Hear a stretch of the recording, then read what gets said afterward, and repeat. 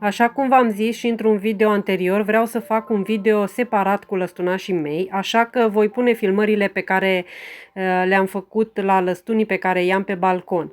După cum veți vedea, pe final a apărut o nouă pereche de lăstuni și în al patrulea cuib, ceea ce înseamnă că cineva le-a distrus cuibul. Păcat că dacă nu aveau puișori, și sincer cred că aveau, pentru că sunt destul de speriați, ar fi avut ouă și în ambele cazuri au pierdut monta. Așa că dacă aveți lăstuni pe balcon sau pe la geamuri, nu le distrugeți cuiburile decât după ce pleacă, deși și atunci e mare păcat că le ia vreo 2 săptămâni să îl facă și de dimineață până seara aduc bobițe de lut amestecat cu saliva lor și construiesc cuibul. Mizeria pe care o fac o puteți curăța ușor dacă puneți sub cuiburi folie sau cartoane.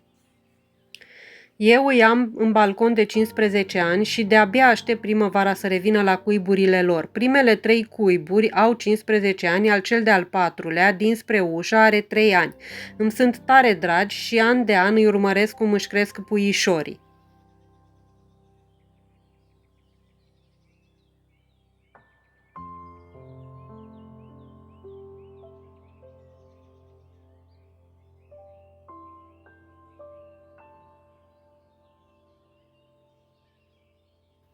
O să vă spun câteva date despre lăstuni și, după cum ați văzut, la început am pus o poză care vă arată cum să îi deosebiți de rândunele.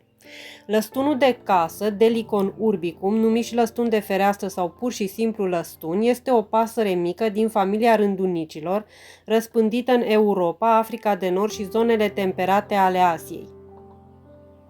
Este o specie migratoare, iernând în centrul Africii și în Asia tropicală. Lăstunii se grupează în stoluri, populând așezările umane cu construcții din piatră, deseori pot fi văzuți pe cablurile de tensiune electrică. Se hrănesc cu insecte zburătoare pe care le prind în aer.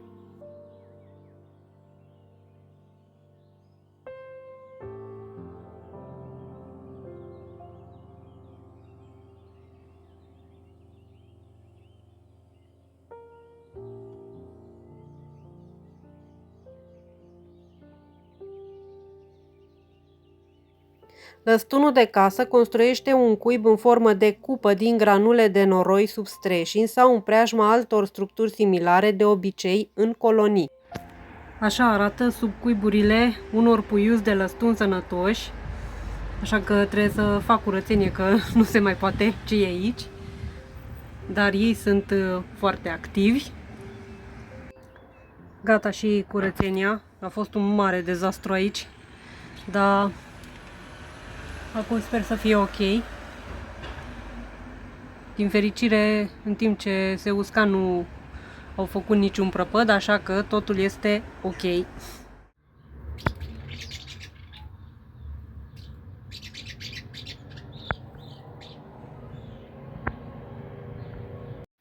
Pasărea este vânată de șoimul rândunelelor și este afectată, ca și alte păsări, de paraziți interni, precum și de păduc și purici, dar populația mare și arealul larg de răspândire o țin departe de pericolul dispariției. Specia lăstunului de casă, pe atunci Hirunda urbica, a fost descrisă pentru prima dată de naturalistul suedez Carl Linné în 1758, în cea de-a 10-a ediție a Systema Naturae. Mai târziu, în 1854, americanul Thomas Horsfield și britanicul Frederick Moore au rezervat speciei un gen aparte, Delicon. Denumirea acestuia reprezintă o anagramă a cuvântului grecesc helidon, care se traduce ca rândunică. Denumirea speciei urbicum, urbica până în 2004, când a fost schimbată conform regulilor gramaticale ale limbii latine, se traduce ca orășenesc. Tradusă literalmente, denumirea păsării este rândunică de oraș. În limba română, această sintagmă a fost înlocuită de cuvântul lăstun, împrumutat din slovenă, iar pentru a evita confuzia cu lăstunul de mal a fost numit lăstun de casă sau lăstun de fereastră.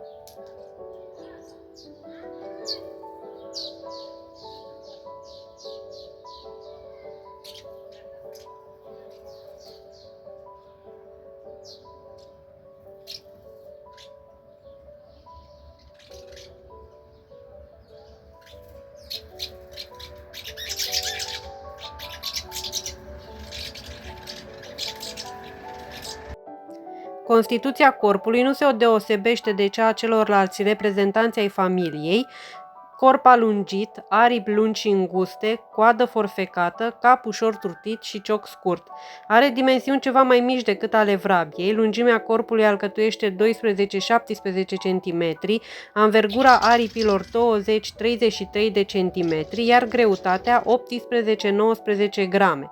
Spatele, capul și partea superioară a aripilor sunt de un negru vânăt cu nuanțe albăstrii, restul corpului este acoperit cu puf alb. Coada este bifurcată, dar nu foarte adânc. Picioarele sunt acoperite de pene și puf.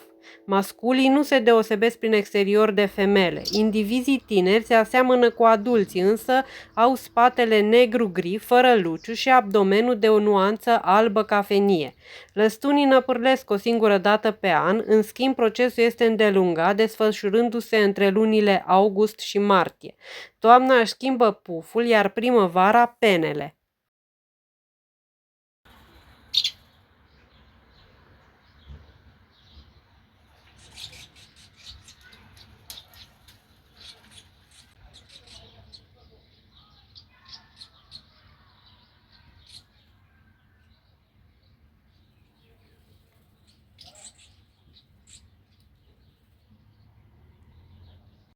Lăstunul de casă poate fi confundat cu rândunica, dar deosebirea constă în abdomenul alb al lăstunului de casă, vizibil în timpul zborului.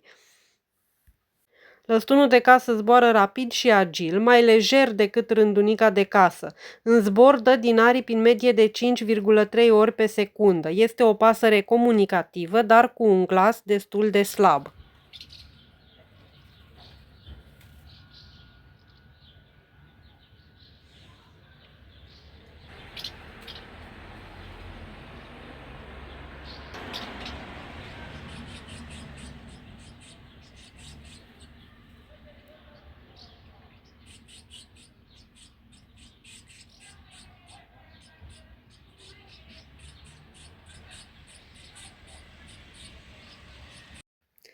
În sălbăticie, lăstunul de casă își face cuib de regulă în peșterile luminoase sau în fisurile din rocile sedimentare, cel mai des pe malul râurilor de munte.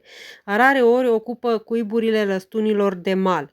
Odată cu apariția orașelor, lăstunii au început să-și construiască cuiburi pe substreșini și cornișe, preferând pereții din piatră sau cărămidă. Din această cauză sunt întâlniți mai mult în orașe decât în sate. Treptat, aceste păsări au devenit antropofile, fiind observate tot mai rar în afara așezărilor omenești. Altitudinea maximă la care viețuiesc lăstunii este de 2200 de metri deasupra nivelului mării. În regiunile tropicale, cum ar fi Africa de Est și Thailanda, preferă locurile ridicate.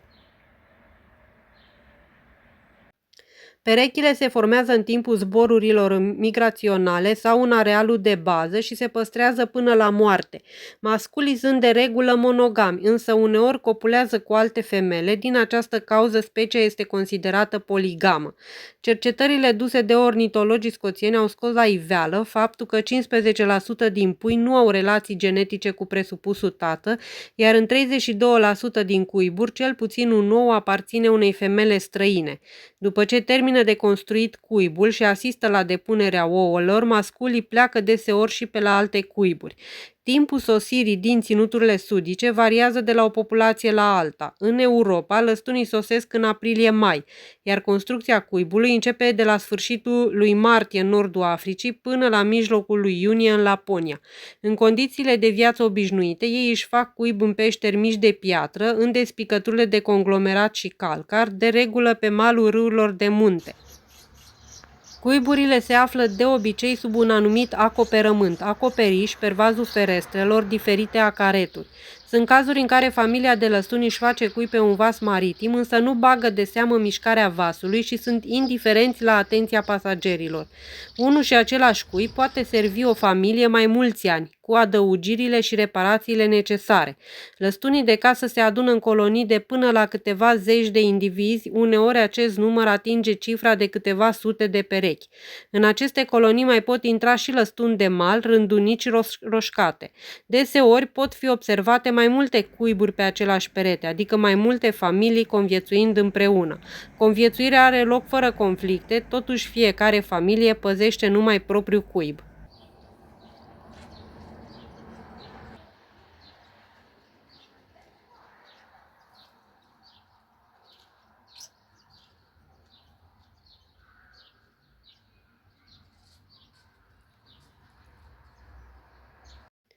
Cuibul reprezintă o semisferă închisă, alcătuită din bulgărași de pământ, lipită de perete și tavan cu salivă. Diametrul cuibului este de 110-130 de mm, iar înălțimea de 70-120 de mm.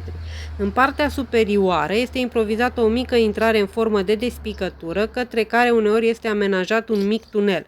În interior, lăstunii aranjează iarbă, puf și alte materiale moi pe care le prind în aer. La construcția adăpostului participă atât femela cât și masculul, lucrând pe rând. Ei aduc în cioc bulgări umezi de pământ și formează peretele rotund al cuibului. Se întâmplă ca femelele soțite mai devreme din țările calde să purceadă la construcția cuibului fără a-și mai aștepta masculul. În vreme ce unul din părinți face rost de materiale necesare construcției cuibului, celălalt stă de strajă prin preajma acestuia. Dacă nu își păzesc cuibul, lăstunii riscă să și-l piardă, întrucât aici se pot instala vrăbiile. Când cuibul este gata, intrarea este destul de largă pentru ca acolo să poată pătrunde o vrabie. Odată pierdut cuibul, lăstunii nu-l mai pot recupera și nu au altă opțiune decât să construiască un alt cuib în alt loc. Sunt posibile pauze îndelungate în toiul construcției cuibului provocate de vremea rea. Construirea cuibului durează 12-14 zile. Ponta are loc de 2 ori pe sezon la toate populațiile, cu excepția celor nordice, unde aceasta se petrece o singură dată pe sezon. În cazul pieirii primilor pui, femela depune ouă a doua oară. O pontă este alcătuită din 5-6 ouă albe cu puncte roșii, cu dimensiunile 19-20 ori 13-14 mm și greutatea de circa 1,7 grame. Clocitul durează 14-15 zile, ajungând la 20 de zile în verile ploioase. În timpul clocirii, masculul se angajează să facă rost de hrană și pentru femelă, lucru greu de îndeplinit pe vreme rea, când femela se vede nevoită să părăsească cuibul pentru a-și căuta singură hrană. Puii nou-născuți sunt neputincioși, nefiind în stare nici măcar să spargă coaja ouălor, aceasta fiind spartă de părinți. Puii devin apți de zbor la vârsta de 22-32 de zile, rămânând dependenți de părinți încă o săptămână. Uneori, primii pui ajută părinții în îngrijirea puilor din ponta a doua. Deseori apar mărturii ale încrucișării lăstunilor de casă cu alte rândunici, predominant rândunicile de casă. Unii specialiști consideră astfel că legătura de rudenie dintre lăstunul de casă și rândunica de casă este mai pronunțată decât se presupune. La fel ca toate rândunicile, lăstunii de casă se hrănesc cu insecte zburătoare pe care le prind în aer. În sezonul reproductiv zboară de obicei la 21 de metri deasupra solului, anticipând vremea rea sau rece la altitudini mai mici. Zborul la altitudine joasă nu prevestește întotdeauna ploaia. În seriile calde de vară, când aproape de sol se strâng mai multe insecte, lăstunii vânează și ei mai jos. În timpul ploii nu vânează, ci așteaptă în cuib sub un alt adăpost. Arealul de hrănire se întinde de obicei până la maxim 450 de metri de la cuib, de regulă într-un spațiu deschis, pășune, vâlcea, câmp, panta unui munte. În arealul de iernat, lăstunii se hrănesc la altitudini mult mai mari, aproximativ 50 de metri deasupra solului, și nu se stabilesc pe un teritoriu anumit.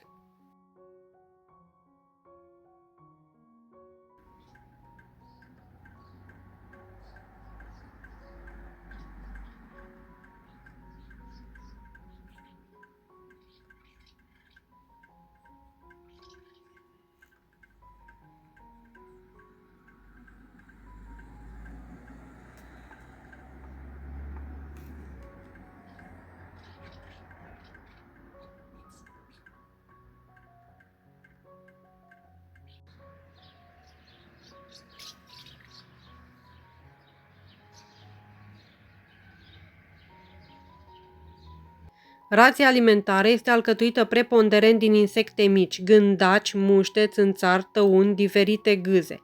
La fel vânează și fluturi. Se alimentează în cantități mai mici și cu păienjeni care atârnă în aer. Evită albinele. Captura o înghit întreagă, chiar și gândacii cu un veliș de chitină tare. Digestia decurge foarte intensiv. Tot ceea ce v-am spus până acum a fost de pe Wikipedia și m-am gândit să vă citesc toate aceste date pentru că poate mulți dintre voi nu au timpul necesar sau motivul pentru care ar citi despre lăstunii de casă. Sper ca toate aceste date să vă ajute să înțelegeți mai bine lăstunul de casă și dacă aveți pe lângă casă cuiburi de lăstuni, să nu le distrugeți. Dacă vreți să aflați mai multe despre lăstuni, o să vă las în descriere și link-ul de la site-ul Societății Ornitologice Române. Pe acel site este un formular în care puteți trece date despre cuiburile de lăstuni sau rândunele pe care le aveți. Aceasta îi ajută pe ornitologi să facă un recensământ al acestor păsări.